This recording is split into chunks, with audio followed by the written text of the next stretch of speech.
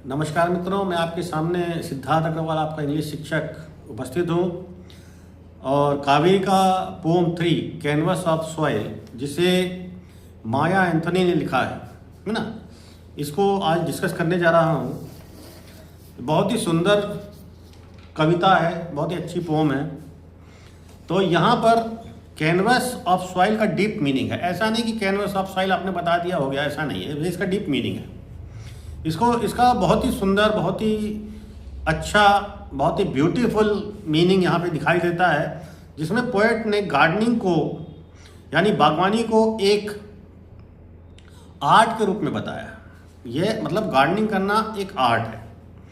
यहाँ सॉइल यानी मिट्टी को कैनवस बताया है, यानी चित्र बनाने वाली जगह की तरह बनाया। यानी कि ये कैनवस है। कैनवस यानी कि एक तरह से एक पेपर होता है ना, जिसमें एक चित्रकार अलग अलग कलर का इस्तेमाल करता है। तो ये जो है सॉइल एक कैनवस है। कैनवस है मतलब एक जगह है जिस पर गार्डनिंग करके उस जगह को सुंदर बनाया जाता है, जैसे कि चित्र को बनाया जाता है। ठीक है। और सीड्स यानी बीज को कलर्स या ब्रश स्ट्रोक्स की तरह यहाँ पे दिखाया गया है। ठीक है, ये समझना बहुत जरूरी है।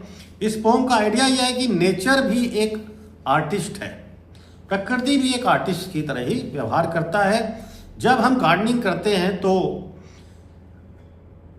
बीज बोते हैं या फिर बीज बोते हैं खेतों में, तो हम भी एक आर्टिस्ट बन जाते हैं। जब आप कोई भी चीज़ उगा रहे हैं, आप चाहे खेत में उगा रहे हो, चाहे गार्डन में उगा रहे हो, तो आप एक आर्टिस्ट की तरह काम करते हैं। कविता हमको ये टीच करती है कि नेचर और क्रिएटिविटी एक दूसरे से जुड़े हुए हैं। क्रिएटिविटी प्लस नेचर, नेचर ही इतना बढ़िया, इतना सुंदर है कि इसमें क्रिएटिविटी तो है ही।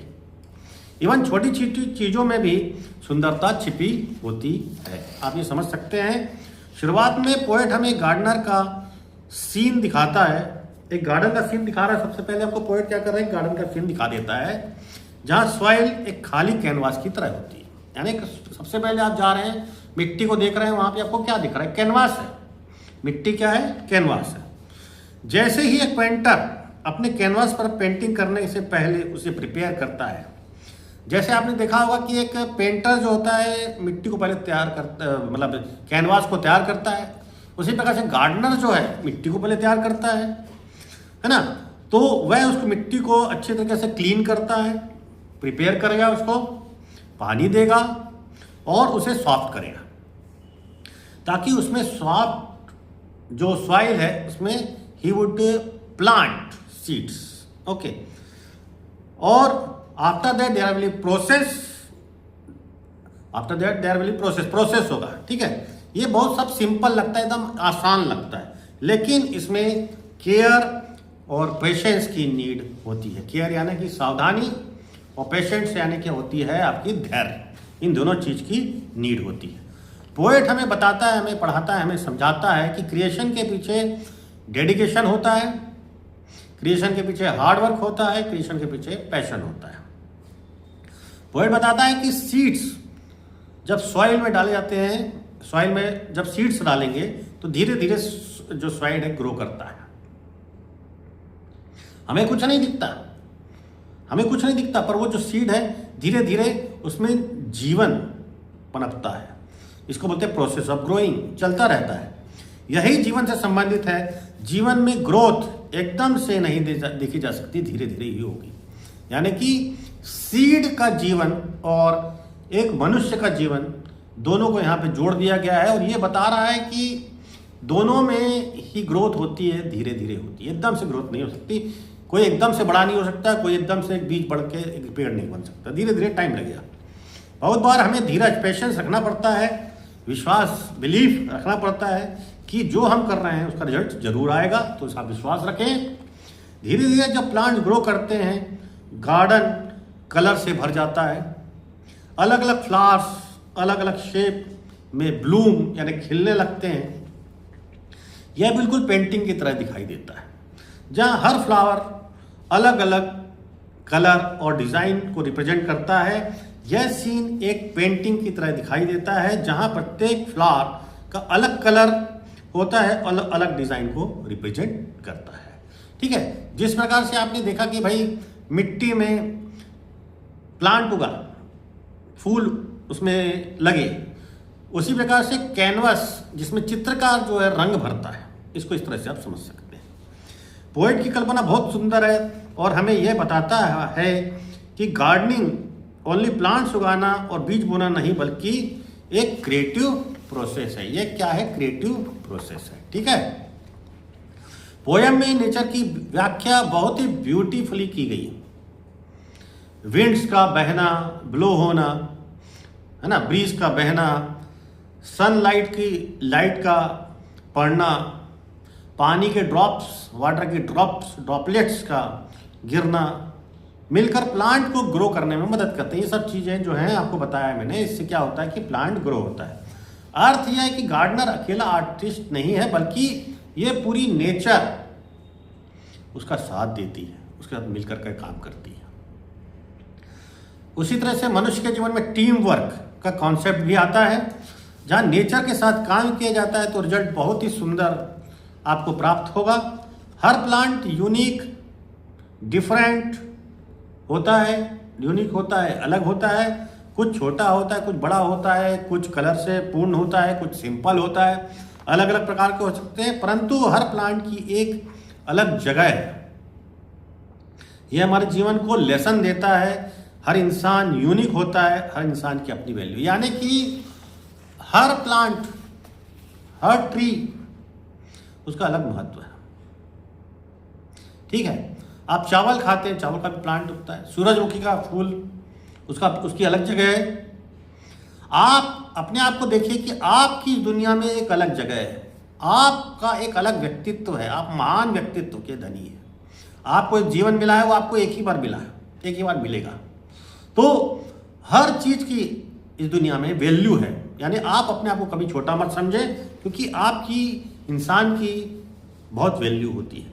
हमें दूसरों से कंपेयर नहीं करना चाहिए, बल्कि अपनी यूनिकनेस को समझना चाहिए। यह एक इमोशनल बात कही गई है, यहाँ पे एक बहुत इमोशनल बात कही गई, भाई आप में यूनिकनेस है, अब अपने आप को समझिए। यहाँ गार्डनर प्लांट से जुड़ा होता है, वह उनकी केयर करता है, उन्हें ग्रो होते हुए देखता है। जब वो, तो वो खुश होता है, हैप्पी होता है। कभी वो खराब हो जाता है तो उसको मेलनकली होता है, मेलनकली में सैडनेस होता है। जब वे फूल हैं, प्लांट हैं, नष्ट हो जाते हैं, गिर जाते हैं, तो दुखी होता है, मेलनकली हो जाता है।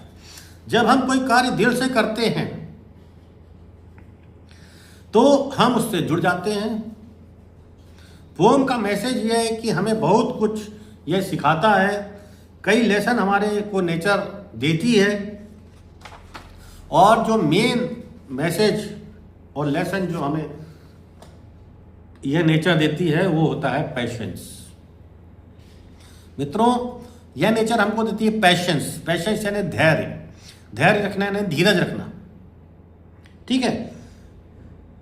ग्रोथ के बारे में बताती है नेचर, चेंज के बारे में बताती है, परिवर्तन के बारे में बताती है। आपको हर जगह बैलेंस में रहना है, बैलेंसिंग करके अपने जीवन को चलाना है, हार्मोनी रहना चाहिए और परसिवरेंस भी रहना चाहिए, ठीक है। हमें हर हाल में ग्रो करना है। परिस्थिति, कंडीशन चाहे जैसी हो, उससे कोई फर्क नहीं पड़ता, आपको ग्रो करना है, आपको डटे रहना है। जैसे कि एक तूफान डटा रहता है, उसी तरह से पेंटर पेंटिंग में अपनी इमेजिनेशन का यूज करता है, ठीक है। उसी प्रकार गार्डनिंग में गार्डनर क्रिएटिविटी शो करता है।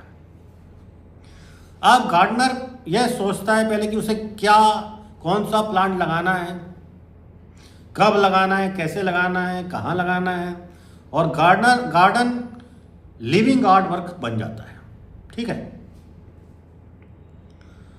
आखिरी में हम देख सकते हैं कि केवल सॉइल नहीं बल्कि कैनवास है। जो सॉइल जो है, सॉइल नहीं है, वो कैनवास है, जिसमें लाइफ ग्रो होती है। हर पेड़ में लाइफ होती है, ठीक है।